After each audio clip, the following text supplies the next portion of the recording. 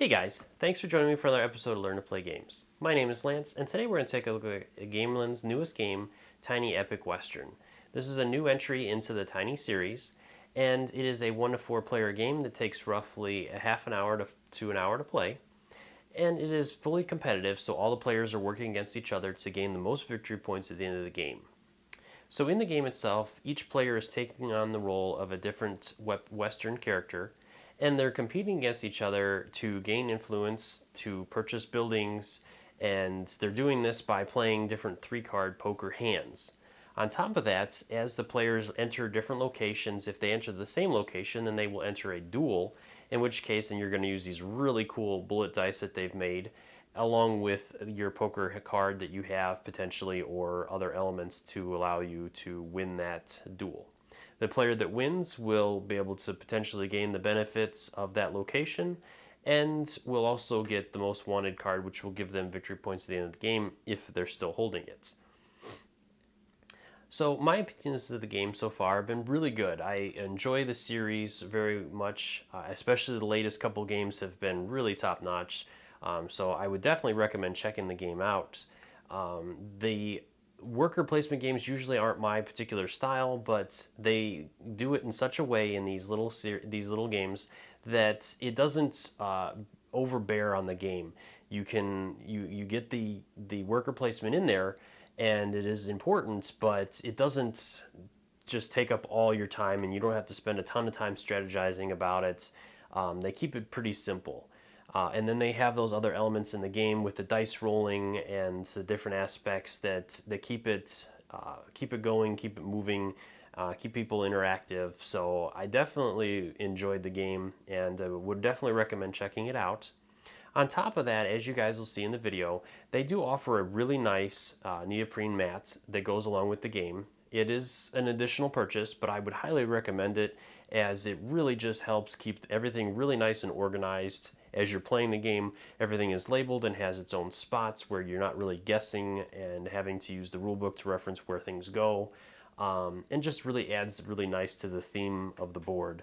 So I would definitely recommend checking that out, and like I said, you guys will see it in the video, so you can see how it works and all that. So let's head to the table and I'll teach you guys how to play. There are 2 different decks of cards in the game. The first one are the building cards, which have the blue background, and each one of these building cards is going to have different pieces of information on it. So first in the top corner is when you can use that special ability. So this one would be instantly. The red icon is during the resolution phase, and the money symbol is during the buying phase. Second, each card is going to have affiliations with different industries, which there are mining, railway, and wagon. And then in the other corner is the victory points that that card is worth at the end of the game for the person that has purchased it. After that, then we have the card's special ability that will be activated like we talked about in the top corner. And finally, the bottom will list the resources that we have to spend to purchase that card. Second, we have the 20-card poker deck, which is comprised of 4 different suits, as usual, numbering 1 to 5. The hats is the highest suit, followed by teepees, horseshoes, and finally the lowest suit, which is steers.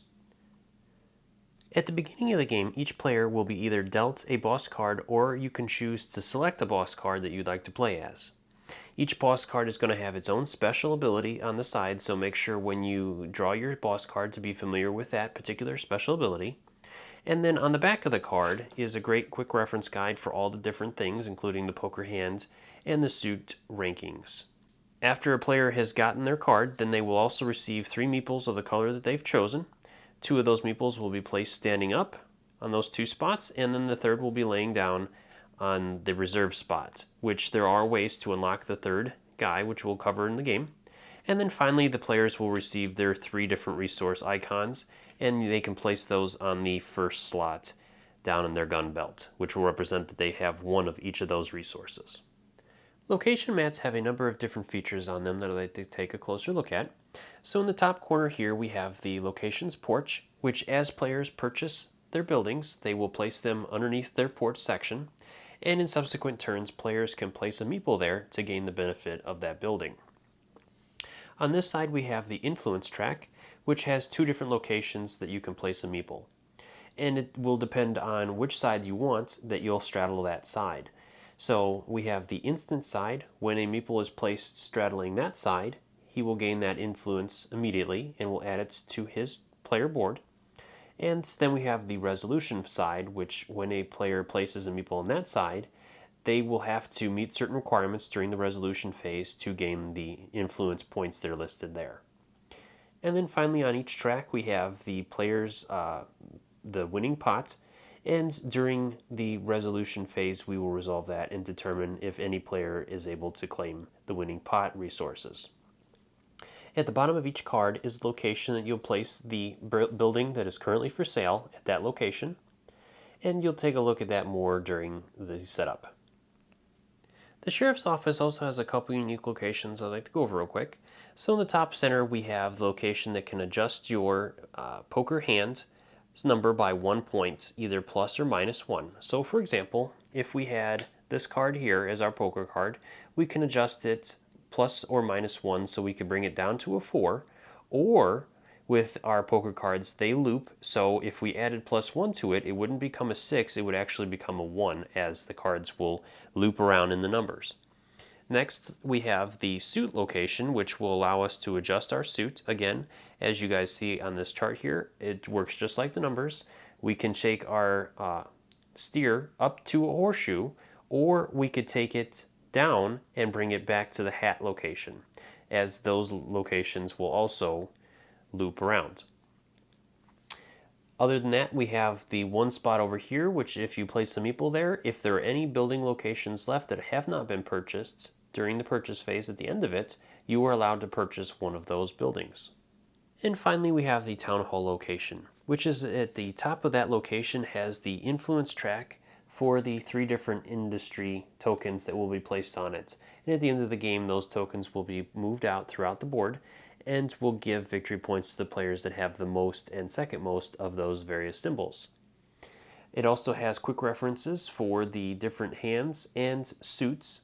And finally, at the bottom of the card, instead of like the other buildings that will have other locations that will have buildings placed on them, this particular place will have a poker card placed on it, which will count as the rivals card, which we'll take a closer look at during the game. Board setup is very easy. So the first thing is, if you have the mat, then you'll place that out, and this will keep everything really nice and organized, as you guys will see. If not, that's okay. You can just lay out your tiles and that as it is. So let's go ahead and start. So the first thing we're going to do is place the town hall at the very top of the board, and then the 3 influence tokens will be placed on the left side of it. From there, then you're going to place the sheriff's office at the very bottom of the board, and then each player will receive their player mat with their color. If you have any spots where the players aren't playing, then you'll place those locations with their brown side face up. So we have only 2 players that are playing, so the other 2 will be not being used. From there, then you can go ahead and shuffle up the building cards and deal out 1 to each location, as well as the porches for the buildings that are not being currently used, and 1 for the sheriffs. The town hall will have a rival card here, so this one will not have a building card. You can go ahead and place the wanted card and the bullets in the center of the board, and then you can go ahead and determine which player is going to be the starting player. So we're going to go ahead and have the lawman be the starting player, so he'll receive the first player token, and we're ready to start the game. Tiny Epic Western is played over 6 rounds, with each round containing 4 phases: Shuffle and Deal, Posse Placement, Resolution, and Buying. We're going to take a closer look at each one of these stages in order. The first phase in each round is the Shuffle and Deal. So during this phase, the dealer, the player that has the dealer token, will collect and shuffle the poker cards, and then starting with the spots to the right of the town hall, we'll deal out 1 face-up poker card to each of the 6 locations in between each of the buildings. Last, he will deal 1 face down to the rival card spot in front of the town hall. Then he will go ahead and deal each player 2 face down cards. The players are going to go ahead and look at these cards and choose one of them to keep. So we're going to go ahead and do this so you guys can see it. This is a very important part as this will help determine what areas the player wants to go after in the game, as they are going to make a three-card poker deck with the cards to either side of a location that they're trying to capture or benefit from, with the one card that they've chosen to keep. So our player is going to go ahead and keep the 5 TP, and like I said, these will be kept face down, and the other card will be discarded to this card pile. Over here with our player playing the lawman, he's got this set, and so he's going to go ahead and hold on to the 5 of the hats.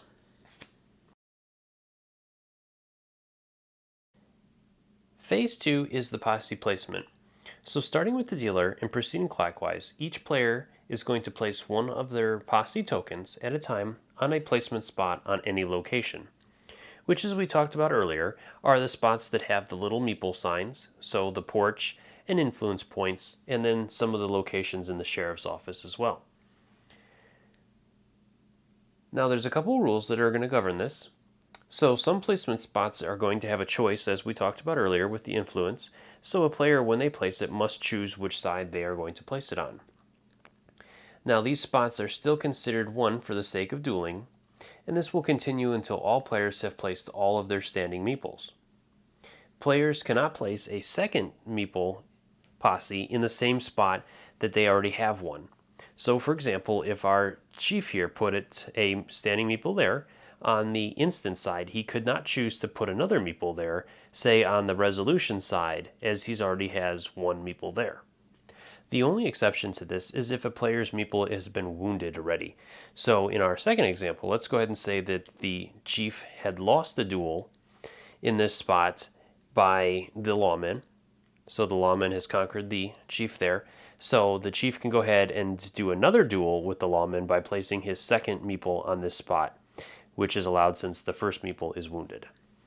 Now, once you place a posse token on a spot, there will be 3 effects that happen. The player is going to gain the benefit of that spot if they choose the instant effect or a porch or something, for example.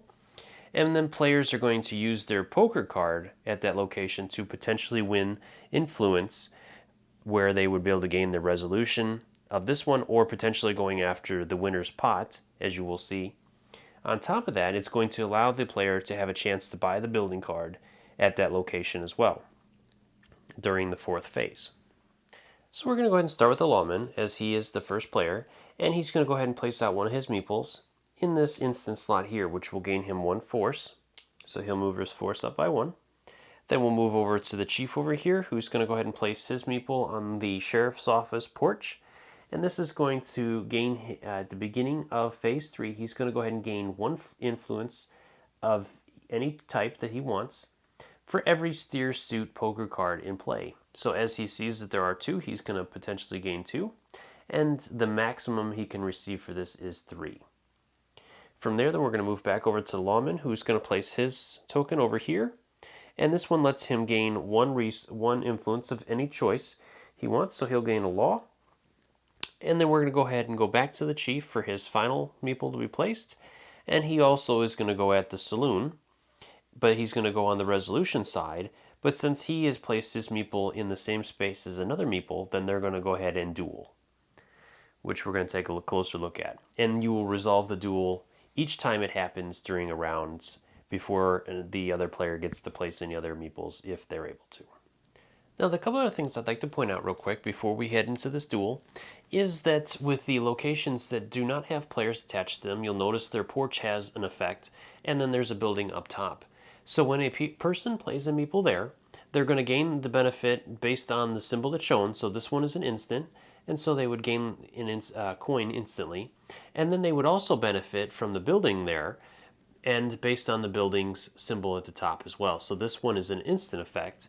But over here, that building is a money effect, so that's going to happen during the buying phase. And as we already saw here, this one is going to be resolved in phase 3. The other thing is, if a player places one of their meeples in a porch that has a building that's attached to it of a player's, then the player who owns that building is going to gain 1 money, which is not subtracted from the player that is using the ability. Whenever a player places a meeple that already has a different colored meeple in a space, they must duel for that space. So the player that started there first, which for us is the blue player or the lawman, will be the defender of that space. And the player that places it second will be the attacker, so for us will be the chief. From here, the players are going to go ahead and roll their bullet dice and see what results they get. So our chief rolled a 1 and our lawman has a 3. So the player with the lower number, or the attacker if tied, can do a couple of different options. First, he can pay 1 influence to reroll their dice, which he can keep doing as long as he pays influence to do it. The attacker will pay force, so the bullets, and the defender can choose to pay law, which is the shield or badge, to reroll his. So let's go ahead and do that for our chief. He's going to go ahead and spend his 1 force to reroll his dice. And he rolls a 5. So he has become the top player now. And so the other option he has, he can choose to reveal and add the value of his poker card only if he has not revealed that already this turn for another duel. So he could choose to flip over his poker card as well, but he's going to go ahead and see what the lawman's going to do. So the lawman now, since he's lowest, is going to go ahead and pay 1 law to try to reroll his dice and hope to get a better symbol. He rolls a 3 again, so he can choose to spend another law, or he can choose to flip over his poker card. So he's going to go ahead and do that, and he has a 5. So at this point, he is in an 8, and so it would go back over to our chief since he has only 5 points. And the chief's going to go ahead and show his poker card now as well. And so the chief now has 10, and the lawman has 8. So again, it would go back over to the lawman, who can choose to re-roll his dice again, or they can choose to hold. And the lawman's going to go ahead and do that, since he does not want to spend another law to roll the dice again. Now, after the duelists have finalized their powers, the player with the lower power, or the attacker, if tied, lays their token down, indicating it is wounded. And the winner is going to go ahead and stand on top of it. So as our chief has 10 points and our lawman has 8, the lawman has lost and so will be placed flat, and the chief will go ahead and place his meeple on top of him, indicating that he has won. Now this is going to have a couple effects. First off, for the wounded posse, it cannot collect the benefits from either side of the influence. Now this only really affects it if it goes on the right side, unless it's the attacker, in which case, so for the chief, if the chief had lost and he had placed his meeple on the side for the instant effect, he must win the duel first before collecting it, even though it's an instant effect. Now, there are a couple of things that the wounded posse can do, which it's going to retain the benefits from the instant side if it's already claimed it. So since our blue player had placed his meeple there first and gained that effect, he keeps it. He does not have to give it back. Now, the wounded posse can also participate in the poker hand for the winner's pot at its location, so he can still potentially win the pot during that phase, and he can still choose to buy a building card at its location if it is available. So we're going to go ahead and take a look at that as well. Now the other thing that this is going to affect is wanted. As soon as the first duel in the game has been decided, the wanted card is going to enter play and goes to the winner of the duel. So we're going to go ahead and give the wanted card to the chief. And so this is going to have a couple effects. The wanted card first is always going to be held by the player who won the most recent duel. So if we had another duel this round and the lawman won, then the wanted card would move over to the lawman. The player that holds the wanted card at the beginning of phase 3 may immediately gain 1 influence of their choice, and the player with it at the end of the game is going to gain 2 victory points, which is listed on the card itself as well. After all players have placed all of their posse tokens, we're ready to move into phase 3, which is the resolution phase. So at the beginning of this phase, before we move into it, there's a couple things we have to resolve. The first is the wanted card, which will allow the player that holds it to gain 1 influence of their choice. So our chief is going to gain a law influence. And then we also have to resolve this card over here, which says at the beginning of the phase 3, we're going to gain 1 influence of our choice for each steer card that is out there. So our chief has 2 cards that are out there, so he's going to gain 2 influence points. So he'll take a gold and a force. From here, at the beginning of the phase, any players that have not revealed their poker cards will flip them face up, and then we're going to reveal the rival's poker card as well. After that, then going clockwise from the town hall, resolve each location. Now, each location, if there are players that have their meeples there, then they're going to compare their poker hands, which is the card to either side of the location plus their card that they have to create a 3-card poker hand. So let's go ahead and take a look at that. So over here at the saloon, our players have a pair of 3s and both players have a 5. But our lawman has the higher 5 value as his suit is hats, which is higher than the other player's teepees. So he has 1 at this location, and so will gain the winner's pot, which is 2 influence of his choice. So he's going to go ahead and gain a law and a gold. Now on top of that, if a player has a standing meeple on the resolution side and has won this hand, then he would also gain that. So as our chief was the one that chose to go after the resolution side, but he has not won the poker hand, he will not gain that effect. So his meeple was wasted on that location. Now, if we have locations that only have 1 meeple from 1 person, then you must resolve it against the rival's hand in the same manner. So again, our blue player will compare his hand, so he has a pair of 3s with a 5 high with a hat suit, and the rival also has a pair of 3s, 5 high, but his is horseshoes. So again, our blue player has a higher suits, so he will win at this location and gain that poker hand, or poker reward, so he's going to gain 2 law for that. Moving on to the next location, over here, we have 2 and a 3, and our red player has a 5 high, and he's going to compare it to the other player, or the rival's hand, and so again, the rival's hand is lower than his, so over here, he's going to win, and so he's going to either have a choice. He can gain the benefits there, which is a law and a force, or he can choose to stand up his 3rd meeple and use it in the next turn. So he's just going to go ahead and take the rewards, so he'll gain a law and a force for that location. And the other 2 locations don't have any meeples on them, or posses, so we don't have to worry about resolving those locations. Moving into phase 4, which is the buying phase. At the beginning of this phase, all players are going to compare their hands using their own card and the 2 cards that are adjacent to the town hall. Any modifications that were won in the previous round from the sheriff's office will apply unless there is a tie. This is going to decide 2 different things. First, the order in which players can buy building cards, and which player will advance the industry token at the end of the round. So over here, our lawman has a 5 of hats, and he has the 2 and 3 of hats from the town hall, which will give him a flush. The other player has the 2 and 3 and the 5 of teepees, so he has no additional bonuses for that, and so our lawman over here will be the top player. Now, starting with the winning hand and proceeding in hand order from highest to lowest, each player has the option of buying a building card at one of the locations where they have at least 1 posse. So our blue player is the first player to go since he has the winning hand, and so he can choose to purchase a building at either the courthouse that he's at or the saloon, which he is at as well. So seeing that this card here costs 4 gold, he cannot purchase that one, but over here, this one, he does have the resources for, so he's going to do that. So he's going to move down his gold and force down 1 and the law down 2 to purchase this building.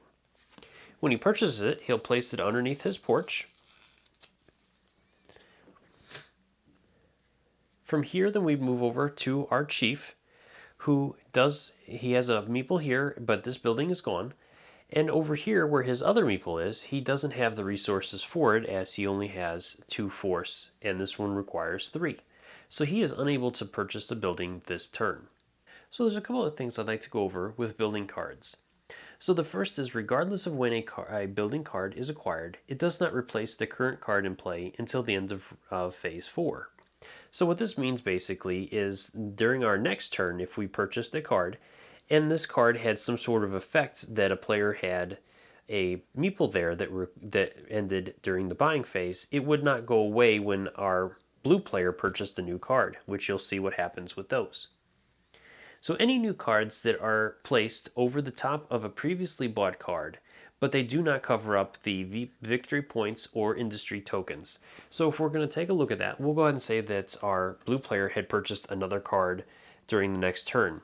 And so he would place that card under the porch, and it would cover up the old card except for the victory points and industry token points. So we always know what that player has. Only the newest building card in a porch slot can be used during phase 2. Now the other thing is that the sheriff's office does have a slot that will allow a player to purchase one of the leftover buildings. Now with this slot, a player's posse token that is in that spot may purchase one of the remaining buildings at the end of the round. They do not need to have a posse on the location of the building that they wish to buy. So, for example, if our red player had a posse down here, he could have chosen to purchase one of these two buildings as well, even though he doesn't have a posse over there. Finally, at the end of the round, we're going to go ahead and advance the industry token.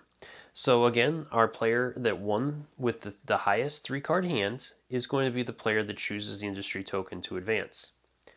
Now, each spot can only have a certain number of tokens on it at any time. The third slot can have all 3 tokens on it, the second slot can only have 2 tokens, and the first slot can only have 1. On top of this, a token can never be moved back, so if a player moved a token to the second spot, the next player could not choose to move it back during the next turn. So as our player, we're going to go ahead and look at our cards that we have and choose what we want to do. So our player has purchased this card, so right now he is leading in both the mining and the wheels. So he's going to go ahead and choose one of those to move up. So he's going to go ahead and move up the wheels into the third slot. Now at the end of the game, you will have a token potentially in each one of these slots, which we're going to take a look at during the end victory conditions. Now the final thing in a round that players are going to do is if a player did not buy a building card at any point during the round, then they automatically gain the third posse benefit for the next round. This is only good for one round. So the player that has it, so our chief was not able to purchase a card this round, so he's going to be able to place his third posse meeple standing up. The last thing we need to do before we start a new round is the end round step. So at this point, the players are going to go ahead and collect all their posse tokens that are out on the field and place it back on their boss cards. If any player has been granted the third posse token, they can go ahead and turn that and stand it up. And then the dealer can go ahead and refill any building locations that have been purchased this turn. And then finally, he's going to go ahead and pass his token clockwise order to the next player to be the dealer the next round. Now let's go ahead and go over the end game conditions real quick. So the first is the game will end exactly at 6 rounds when the 6th round is concluded. The other way that the game can end is if the building deck runs out and you're required to fill a building slot and you don't have any buildings remaining to fill it. At that point, the game would end as well. And then you would move into the scoring step.